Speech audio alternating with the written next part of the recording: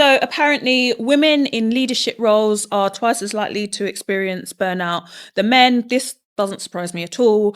But then when you think about the intersectionality of not only just being a woman, but also being a Black woman in the workplace, jeez.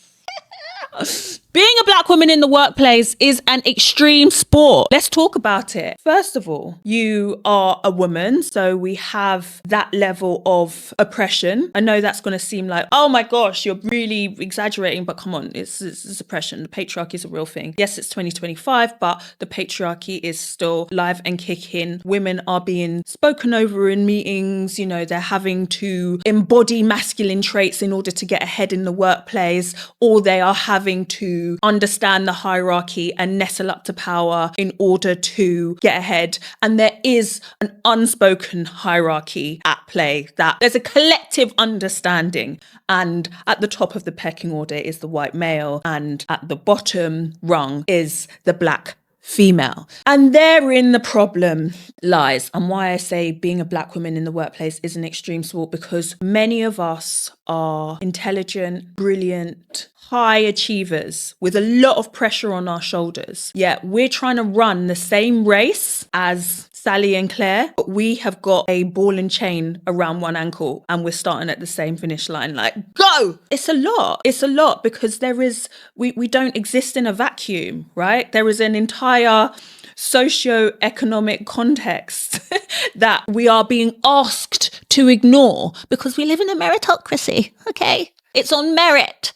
I wish somebody would fix their mouth to have that meritocracy conversation with me, because it's such a joke to the idea that, you know, where everyone lands is a reflection of, you know, their individual brilliance. The data doesn't agree.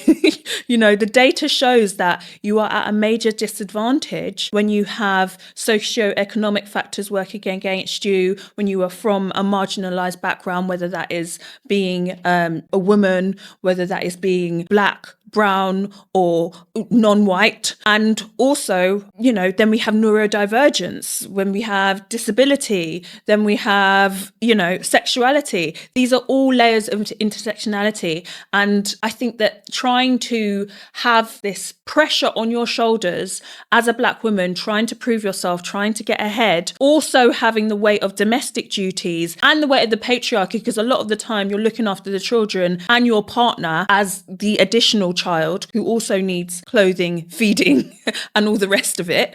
And we're still trying to be successful. It's a lot. It's a lot. So once you actually do all of that and you have actually got a position, okay, let's say you made head of department, you're at a director level, you've done all the things.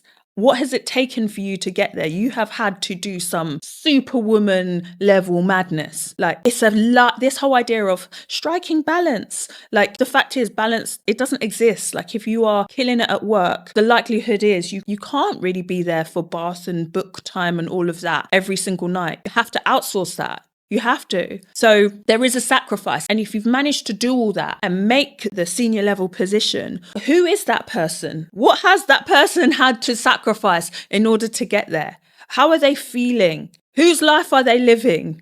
How have they been able to perform at a level as a woman of colour consistently to get the bag, to get the title? What has it taken? What's the toll on their body? What's the toll on their mental and physical health? So what's the solution? The solution is to take off the cape, take off the superwoman cape, to ask for help, first of all, to accept help, to drop the mask, to stop needing to appear successful and hunky-dory and like you've got it all together. Because the truth is, if you really check in with yourself, do you have it all together? And if the answer to that question is no, then the thing to do is to get support, number one. And number two is to create space, do less. And that's hard. especially when your nervous system is jacked up and you've been cranking the cortisol, you've been cranking your stress hormones, you've been abusing your body to keep go, and it's worked for you up until now. The idea of doing less, that's going to be a big ask. But I don't know if you want to end up 10 years down the line with some chronic illness, some stress-related chronic disease, which, let's face it, statistically is rife in the Black community because of some of these cumulative stresses. So get support, do less.